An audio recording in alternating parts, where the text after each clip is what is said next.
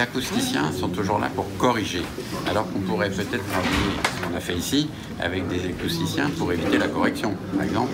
Qu'est-ce qui fait que, pour que ce soit agréable, il faut en même temps être absorbant, mais quand vous êtes trop absorbant, vous avez l'impression d'être sourd. Et donc c'est très gênant, vous parlez plus fort. Si c'est trop absorbant, vous parlez plus fort. Donc il faut qu'il y ait un absorbant et un réverbérant. Donc le bois, si vous voulez, il a un défaut, c'est qu'il peut être réverbérant, un peu, il vibre. Voilà. Ça dépend comment il est. S'il est massif, s'il est en feuilles, s'il est fendu, s'il est, je sais pas quoi, poncé et tout, il est différent. Donc nous, on joue beaucoup sur ça, sur ce qu'on appelle un effet de bord. Donc on n'a jamais de surface plane, très grande, qui pourrait être totalement réverbérante. Donc on a toujours un environnement cassé. Après, il faut que derrière le réverbérant, vous ayez un absorbant. C'est-à-dire que c'est ce qu'on faisait tout à l'heure sur le sol, là. Je ne sais plus avec qui je le disais.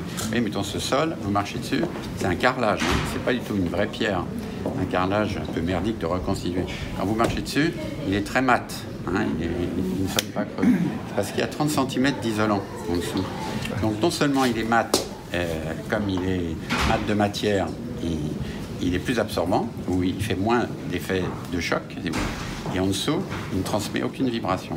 Donc il faut toujours faire comme ça. Il faut pas, et pourtant, il y a très peu de moquettes. Et vous avez vu ici, il y a très peu de tissu. Et donc après, vous avez un correcteur qui est ça c'est le chauffage, qui est un chauffage d'appoint, hein, qui ne fait que compenser, mais sur lui, il y a un absorbant.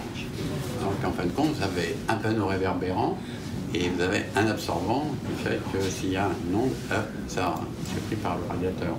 C'est pas un nouveau panneau absorbant. Donc il faut faire tout le temps comme ça.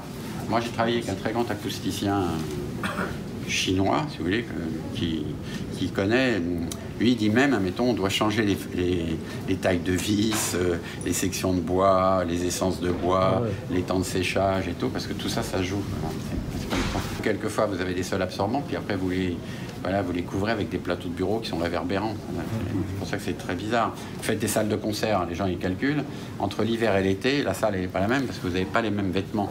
Vous avez des vêtements plus absorbants l'hiver que l'été. Vous avez des pullovers ou de la laine et tout. Alors du coup, ici c'est assez drôle, au début, les gens parlaient plus fort. Et lentement s'installe le niveau moyen général d'un son possible. Les gens parlent plus fort au téléphone. Et vous avez vu, c'est en même temps, on est isolé sans l'être. C'est pour ça que c'est un peu des fois chiant de visiter. On crée une perturbation. Mais on a quand même une alcôve. Et si jamais quelqu'un était très gêné par l'alcôve, ça n'interdirait pas de mettre un rideau. Vous voyez, fermer l'alcôve. Un rideau, même un rideau comme ça, moi je m'en fous. Même un voilage comme ça, je m'en fous.